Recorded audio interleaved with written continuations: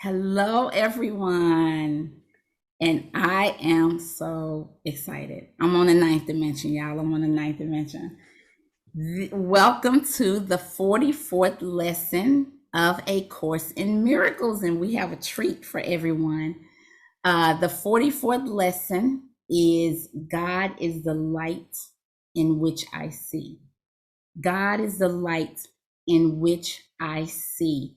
And our guest today, everyone, is a living demonstration that once we encounter Source, our vision and our experience is forever changed. I am so thrilled to have our guest join us today, everyone. This is going to be one of the most dynamic and impactful sessions we have had to date. Today, we are joined by Dennis Bullock, who is here to share with us two life-changing spiritual experiences he's had. One he had after his mother's passing, and the second is his near-death experience. But first, y'all, is the introduction. First is the introduction. Where do I start? Dennis Bullock is an international R&B singer, a saxophone player, a gospel singer, and an entertainer. Dennis was born right here in Philadelphia at the age of 17, he won the United States National Jazz Championship for the reading and improvisation of jazz music. At 18, he auditioned for a world tour with the great Stylistics. After that, he was told that he would be required to play the flute. He learned how to play the flute in just 3 days, y'all. Dennis played the saxophone and the flute and traveled around the world with the Stylistics for 2 years. Not long after that, Dennis formed his own band and called it the Black Diamonds. And they moved to Montreal, Canada to perform in clubs where they went on to win an award for the best singing group in Canada. After hearing him sing, another group called Kiki Fox from New York asked Dennis to join their band. After doing so, Dennis returned to America and just toured the world. But he did not stop there. Dennis continued his hugely successful career as a music artist and went on to perform with, are y'all ready for this? He performed with Prince, James Brown, Mason Parker, Billy Paul, the Kool and the Gang, Markus Miller, David Sandborn. He worked with George Duke, Quincy Jones, Ray Parker Jr. He was a background singer for Teddy Pendergrass. He performed with Son of the Horn sections with Michael Jackson and performed with Zuccero in 2016 on TV in Zurich, Switzerland, which is where he is now. Dennis has even performed for the King of Morocco and the royal family, y'all. He continues to entertain with his group Black Diamonds at the world famous Montreux Jazz Festival and other renowned European venues. I will include the full list of names that Dennis has performed with in the description box. The music Dennis makes is truly divine. Look him up on YouTube. There are some incredible performances of him singing and playing the saxophone. So we can do a whole session on his music, okay, alone, right? But let me tell y'all, when I spoke with Dennis over the phone, he mentioned none of this to me. None of it. Nothing about his awards, nothing about his celebrity, I ended up having to find out all of this while doing additional research after I learned of his near death experience. So, Dennis is one of the most approachable, kindest, and most gentle people I have had the pleasure of encountering. He has a huge heart and just as much integrity. It has been an absolute pleasure engaging with him. And I'm just so excited that you all will also have an opportunity to experience his incredible light as well.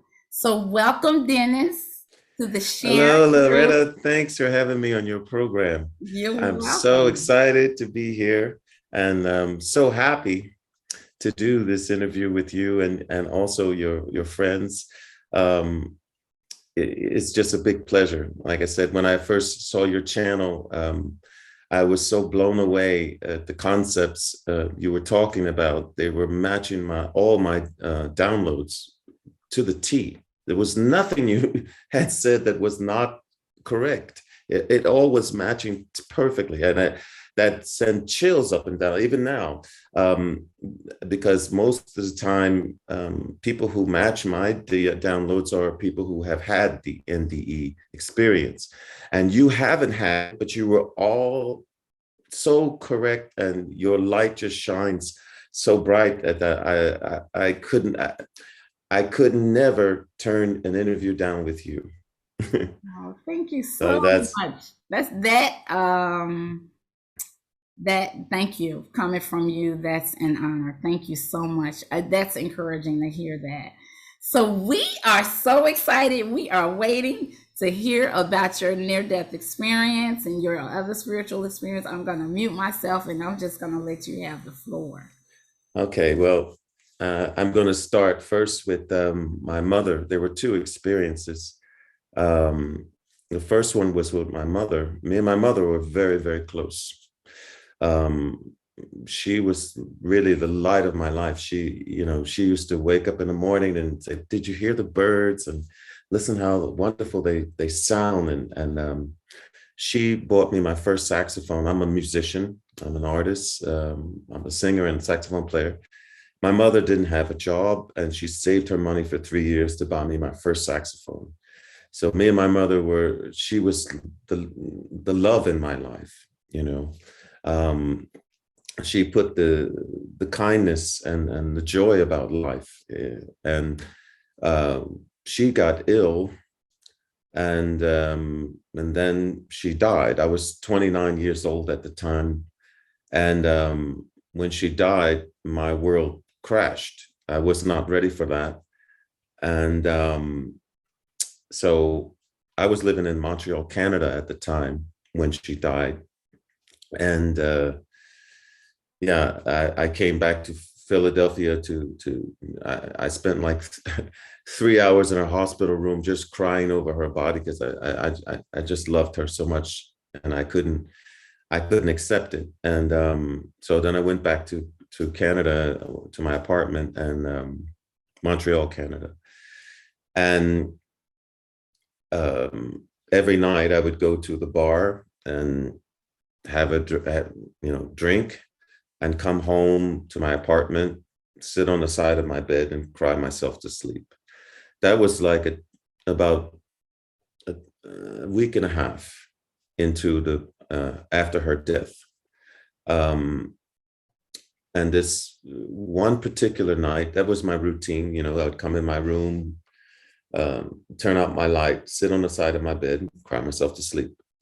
And this one particular night, I came in for my usual routine, had my drinks at the bar, and came back home and sat on the side of the bed, ready to cry myself to sleep. And I went to tie my sneakers and untie my sneakers, and I noticed that there was light on the ground. And I said, "That's funny. I know I turned out the light. It's impossible. I turned out the light." And here's the crazy part. When I looked up, what I saw in my room was like the sun in the sky you see in the sky was inside my room. And when I looked up, it was like a wave of love. That's the only way to describe it. It's like when you're in the ocean and a wave comes over you that's too big and it covers your whole body. Well, imagine that water is love.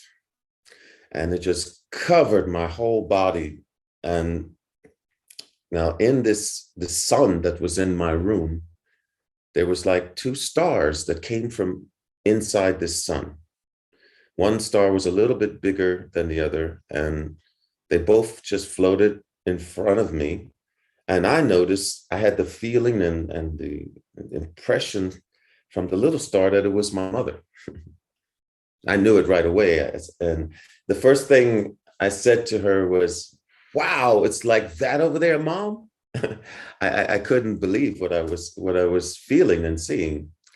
And she floated over to me, and and they were like stars. That's the best description I could describe. She was just a light, and there was another bigger light with her. She started to tell me. She said, "I'm going to tell you a week in the future, so that you will know that this is real. This is all happening. This is not a dream or not an illusion." And she said, "The first thing I'm going to tell you is that you're going to get a job, a music job. And this music job, there's going to be a bouncer at this place that you're going to work. Now, this bouncer is going to be a homosexual and a psychopath." She said, "Whatever you do, don't get into an argument or fight with this person." She said she's going to make a pass at you, but don't get into an argument or a fight. And then she presented like two timelines.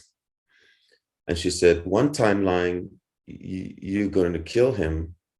No, he's going to kill you, sorry.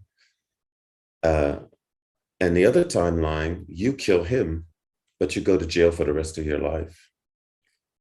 And she said, whatever you do, don't argue with this person and don't get into a fight.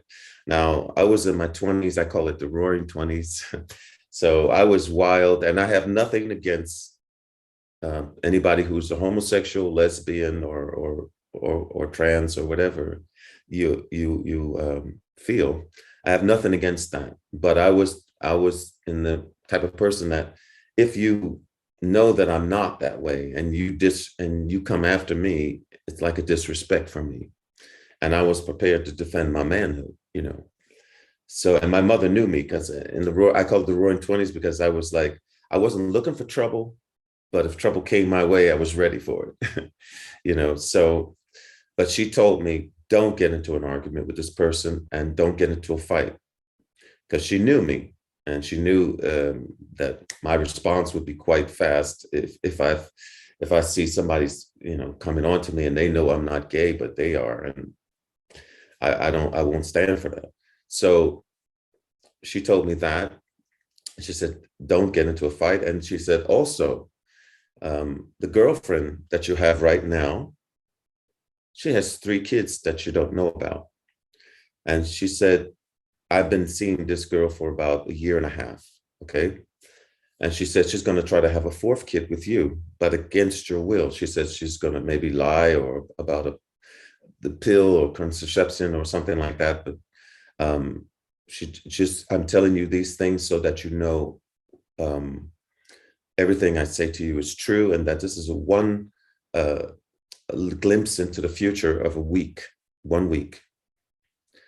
And she said that, and then I said, wow, Mom, that's don't worry, I'm not gonna fight this guy.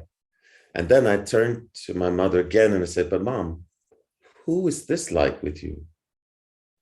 And the minute I spoke about that light, it spoke to me. And it said, I'm an escort. I'm escorting your mother into this life. And also, oh yeah, there's one more thing. We were communicating kind of like telepathy, but I could hear them talk like I'm talking to you now, very clearly. And I could even feel what they were saying, not only hear it and understand it, but actually feel the feelings behind it. And I also could feel the relationship between her, and I call it like an angel, some type of angel or guide, between her and them and my mother. And my mother had been saying to this angel, you got to get me over to my son. He's going to be in trouble. I have to save him. You have to get me over there. And the guide was saying to her, because it's love, we will get you there and we will break through. We will get you there. Because it seems because my mother was just fresh over there. She just had died. She still was adjusting. And she didn't quite know how everything was working, not quite. And so this guide just helped her because it knew how to get from that world to this world.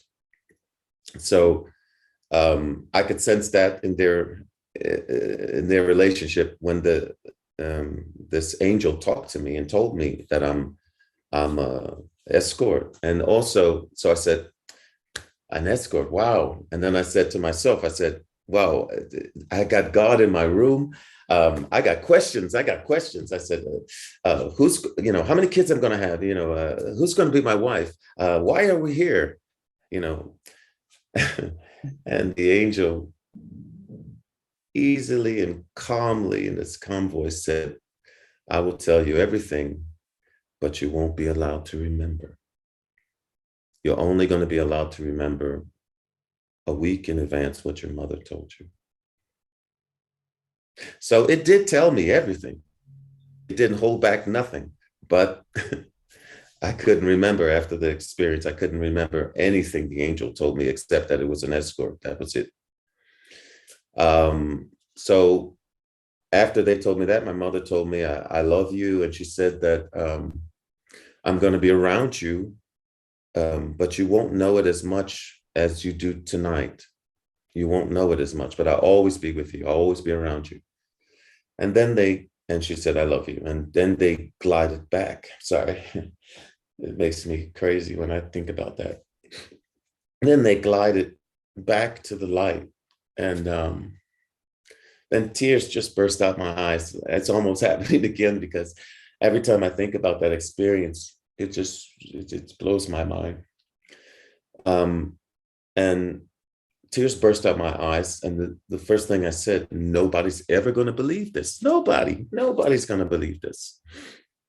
And so they left, and it was like a ice cube in a glass melting away. Everything started to fade away very slowly, and then it just was gone.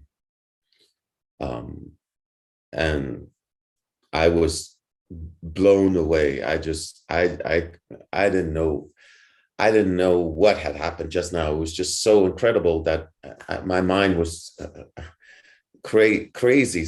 So many thoughts and so many things. Anyway, the next day, I got a phone call, and the band member called me and he said, hey, we got a job. And I said, oh, great. And the first thing I said was, wow, I think everything she's saying is coming true. Mm-hmm. We didn't have a job in about 3 weeks. And the minute my mother told me, you're going to have a job next week, sure enough, it started. So I said, great. I didn't tell my band members about my experience because I thought they're going to think, he's a great singer, great saxophonist, but, he kind of lost it after his mom died. So I didn't want that stigma. So I didn't tell them nothing about the experience. I just said, oh, okay, great. And so I went to the job, and what we do is a sound check. We call it a sound check. And I went to the sound check, and there was these two bouncers there. They were huge guys. And I saw these two bouncers. I didn't say nothing. They didn't say nothing to me. And I walked on. We did the sound check. And for those of you who don't know, sound check is just when you check the instruments, you check the sound to make sure that everything is working properly before the show. You usually do it 3 or 4 hours before the show. And so we did our sound check. And then I went back to my apartment. And then I went for the job at night, and we did a first set, and I came off, and I was talking on the side to my musician friends, my band members. This was me, and this was the band members. Now, this bouncer out of nowhere came from behind me like this and was walking by, but to my friends, it just looked like a guy that was just walking by me. But he grabbed my butt as he walked by, and I turned around and said, "Hey, what's that?" I said, "Guys, did you just see that?" He said, "No." He said, "We just saw a guy walk by you." And I said, "No, this guy just grabbed my butt." And then I was mad. And as I was walking over to him, because I was going to tell him something, I felt my message from my mother again. And it said, "Remember, don't get mad. Don't get into an argument. Remember, he's a psychopath." And I said, "Okay." And I went over to him and I said, "Listen, man, I'm not like that. So please don't touch me." And I was getting ready to leave. And then he said, "Well, why did you tell your friends that I touched you?" I said, "I told my friends because that's what you did, you know." And he said, "Oh, you had too much beers, you know." And I said, "Well, listen, man, I'm not like that. So please don't touch me again." And then I walked away because I saw the conversation was getting ready to go to that point that my mother was talking about, or that timeline. So I walked away and I went to do my next set. And after, I left the club and nothing happened. Then the next day, the band member called me and he said, "Hey, man, did you hear what happened?" And I said, "No, what happened?" He said, "Remember that guy you were telling us about that touched your butt or something like that? That guy went to the club owner and crushed both of his rib cages, both. And he's now in jail for manslaughter. And he's in jail to this very day that we talk now." And when my band member told me that, I said, "Oh, wow. Man, I knew there was something crazy about that guy," but I still didn't tell my band member what I knew. And I hung up the phone and I said, "Oh my God." I said, "Everything my mother's telling me is coming true, everything." And then I thought and I said, "Well, if that's coming true, if that came true, then my girlfriend has kids." I said, "I got to call her." So I picked up the phone. I called her. She says, "Hello." I said, "Yeah, hi, how are you?" I said, "Tell me something. And tell me the truth, please." I said, "Do you have 3 kids?" And the phone went silent. It went totally silent. And the next thing she said was, "Who told you?" And I said, "Wait a minute, this can't be real. This can't be." I even doubted. I said, "Tell me again." I said, "Do you have 3 kids?" She said, "Yes, but who told you?" And she almost screamed it at me. And I said, "You're not going to believe who told me, but I'm going to tell you. My dead mother told me." And the phone went silent again. Then I told her, I said, "We're finished, because I said, I would have accepted your kids, but you denied that they existed." And I said, "What else you might be denying that exists with you? So I can't trust you." So we broke up. And that was pretty much my first experience. After that, I tried to still lead a more normal life, let's say, because it was so fantastic that I didn't want people. If I told somebody, they're not going to believe me. So I didn't want to even talk about it so much. So I went on. I kind of buried that experience, and I tried to go on with my life, with my music life, and act like nothing had happened, and which was quite hard to do. Then I went on, and I met this singer who was like a mentor for me. He was a great, great singer. I won't mention his name to protect his family and stuff, but Um, only thing I can say, he was one of the lead vocals from the Platters. And he was teaching me how to sing. He had record deals in Germany, here, everywhere. He was on world tours. He was doing all kinds of great things. And he was like a mentor to me, you know. And I was singing background vocal for him, and I was playing saxophone, and I was learning about singing in front of people and lead vocal and all that stuff. I was learning a lot of special things that you just don't get in normal vocal lessons. And one day at a show, he introduced me to drugs. And I'm not so proud about that, but I thought that was the way to go. So I started doing drugs with him. And we were doing drugs. I said, he's okay. Everything's okay for him. He's super successful. So it must be the way. And I want to learn. I want to know. So I'm going to do like him. And unfortunately, about a year after that, I was doing a show with him, and he dropped dead on stage. And when he dropped dead, that was my wake-up call that this is not the way. And I said, I'm going to end up like him if I continue like him. And so I stopped cold turkey. I didn't go to no clinics or nothing. I just stopped. And but I wanted to replace it, and I replaced it with marijuana. So every now and then I would smoke a joint, and that was okay for me.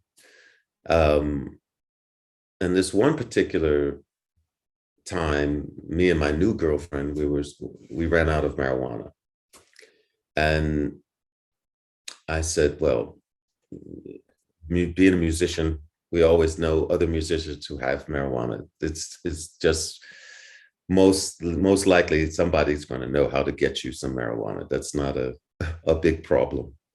So I went and called a friend, and I said, hey man, we kind of ran out of marijuana. Do you have any, or do you know where we can get some? And he said, oh, sure.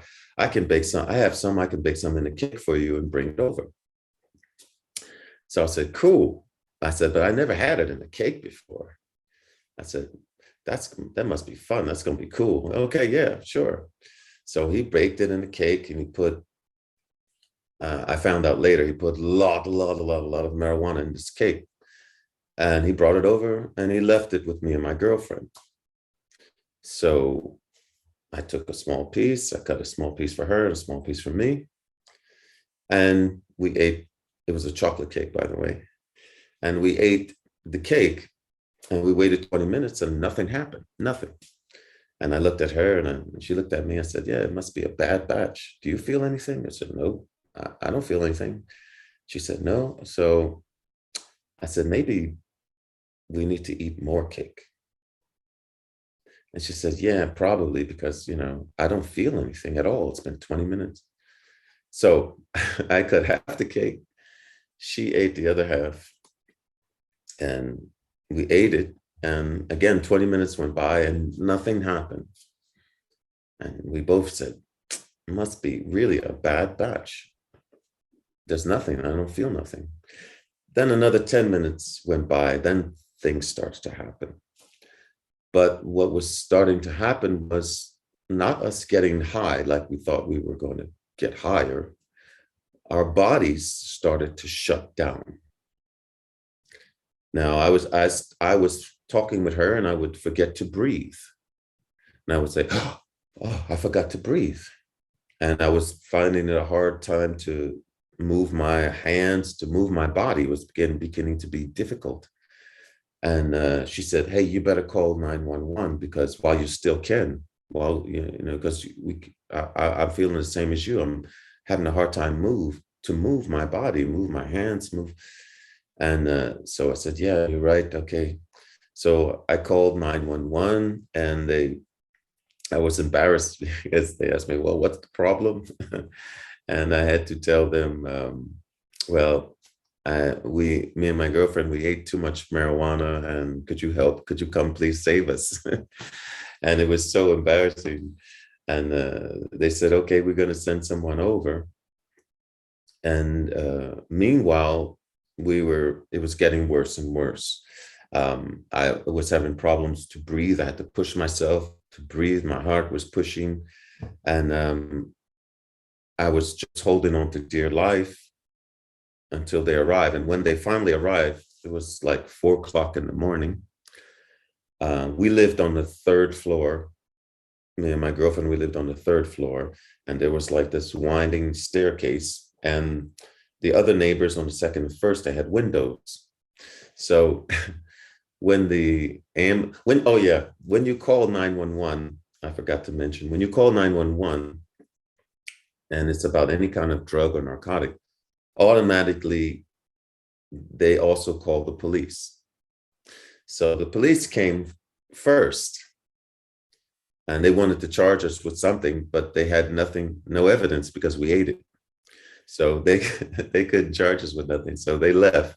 Then the ambulance came, and with 2 stretchers, and we're going down. I mean, the ambulance comes. It's 4 o'clock in the morning. There's flashing lights everywhere, and you know, they're carrying us down in these stretchers, and my neighbors are piercing through the window. What happened to them? You know, it just looks like a crazy scene, like I don't know, Mick Jagger or David Bowie overdose or something. It just looked crazy, and so they're carrying us down, flashing lights everywhere at 4 o'clock in the morning.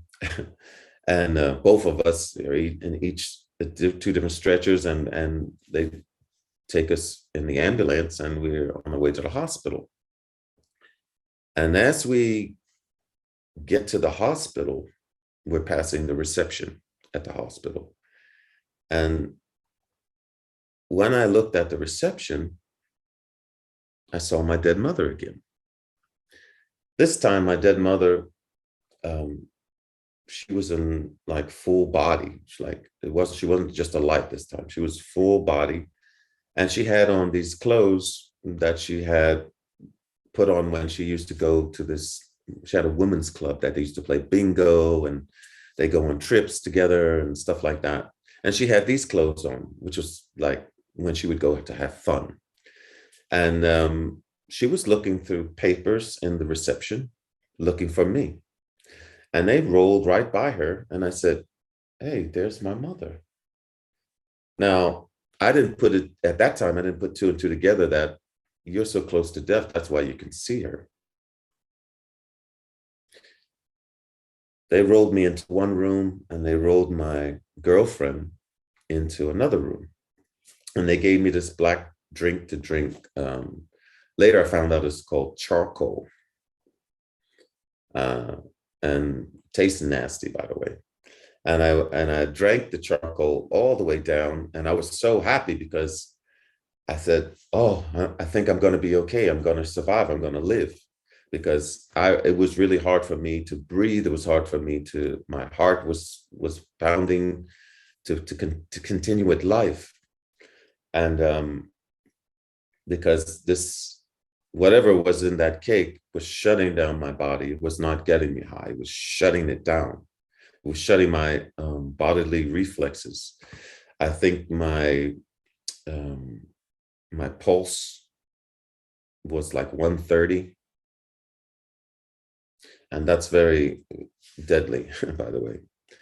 And so they rolled me in. They gave me this charcoal to drink, and they left for about 2 hours. So I'm in my hospital bed, and I had my cup of my charcoal, and I'm drinking this nasty stuff. It tastes so nasty, but I'm drinking it all the way down. And after I finish, I put the cup on the table in the hospital room, and I said, "I'm going to be all right." So I lay back on the bed, and all of a sudden, I start to hear my heart, and my heart is beating, boop, boom, boop, boom, boop, boom, boop, boom, boom, and it's done. It stops. And the minute it stops, it's like I pop out of my body, like you would just pop up out of your bed like that. I just pop out of my body, and I'm standing on the side of my bed, but my body's in my bed, but I'm standing on the side of my bed. And the first thing I said then was, I'm out. I'm out. And as I looked at my hand, I said, I'm out. I looked at my hand.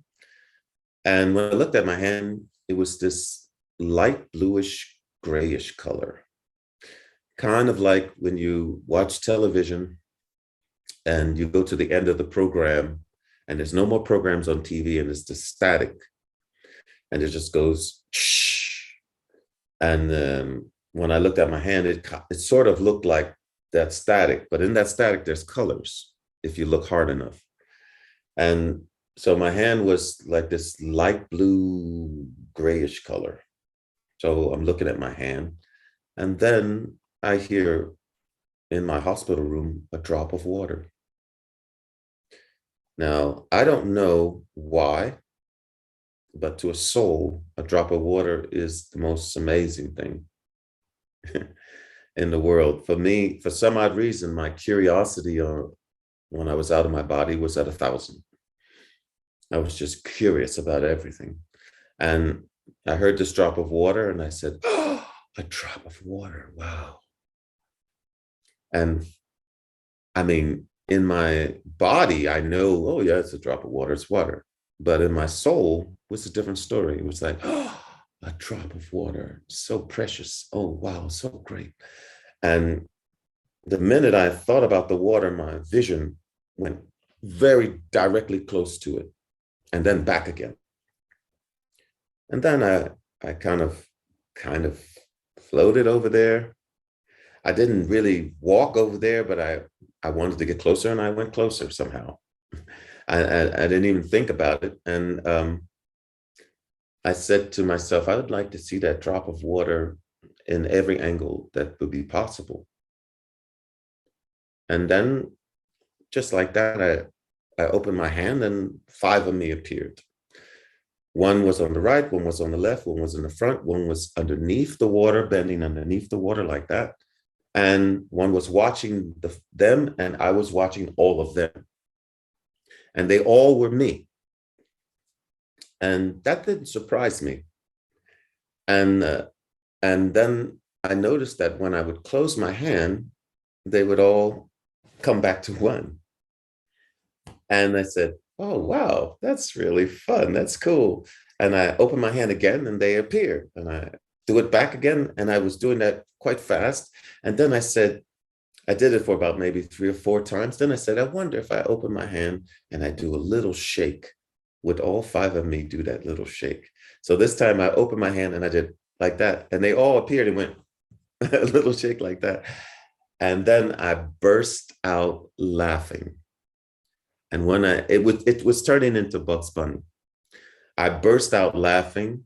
And that was an amazing thing because my laugh sounded like I was laughing in the Grand Canyon. It just went, ha, ha, ha, ha, ha, ha, ha, ha, like into forever. And I said, wow, this is so cool. And I just kept doing it real fast and shaking back and forth, back and forth. And then I heard this voice in the back of me. I know I had this feeling that somebody was watching me. Just had a feeling. And then I heard this voice, and it was very gentle, very calm and gentle, as if somebody gently touches your shoulder. It was like a voice, and it said, like a parent would say to a child in a playground. The parent would say, hey, don't run around the corner too fast. You could fall. This voice said, if you stay out here too long, you might have to stay. Just like that. It was not an order. It was just like a concerned parent. And I said, oh yeah, that's right. That's how I knew it wasn't me thinking, because it was from outside. It was another force. And oh yeah, the other thing I forgot to mention is that while the minute I came out of my body, I started to get this information. Like it downloads the thoughts of things that I didn't know about just came to me. And I mean, a lot of information. And it was just downloading, kept going the longer it was like, I can explain it. It's like if you have an Alka-Seltzer, you put it in water and it dissolves. Well, for me, it was the opposite. You outside of your body, your information was expanding and expanding and expanding and expanding. The longer you stay, the more information you're getting. And it was going like that. And it was not stressful, but it was amazing the information that I was getting. But anyway, when this voice told me, if you stay out here too long, you might have to stay. I said, oh yeah, that's right. My heart can't stay stopped for too long. And I pointed my soul in the direction of my bed. Now I want to make it a point is that I never wanted to look at my dead body's face because I was afraid that it would scare me. Like I didn't know how my face would look, might be twisted or something like that. And I didn't want to look at that. But I saw my leg. So I knew that it was there and I was here. And I pointed my body and my soul into the direction of my body. And I said, I want to go into my body. And I flew right into my body. And when I did, my heart just boom, boom, it double beated and started to beat again. And basically that was it, except this time I got information. Not like last time where the angel said I wasn't allowed. This time I got it. And the information was amazing. The downloads was amazing. It changed the way I see life. It changed the definition of why we're here. It changed everything. And I was no longer, after that experience, I was no longer, my goals in life changed. It was not to be on top or to be the best or to be famous. It was not so much that anymore. It was more of to show love, to give love, to help people, to feel joy and experience that joy in the fullest extent. So yeah, that was my second experience. So I'll leave you with that. And everything after that, everything was okay. My heart was okay. Everything was okay. And yeah. Thank you so much for that. When I was preparing for the interview, I was telling my friends, I said, I love his near death experience. It's so juicy. It's so juicy, right? So I enjoyed hearing it again. And I think that this is a good time to close out this part of the interview. Mm-hmm. And we're going to transition to the next part of our conversation where we will be discussing some of these downloads that you received, Dennis. Okay. During and after your near-death experience. I wanted to tell the viewers that Dennis's email address is easybullock@hotmail.com, and I'm sure I have it flashing on the screen, and I'll also put it in the description box. So for all of you who would like to book a psychic intuitive session with Dennis, he can share information with you regarding your health, career, romantic partners, and loved ones, and even the downloads that he continues to receive from Source. So feel free to reach out to him. Part 2 of our interview with Dennis can also be found in the description box of this video. So thank you everyone for joining, and we will see you in our second session. Yes, looking forward. Yes. All right. Okay. I love you. Ciao, ciao. Bye.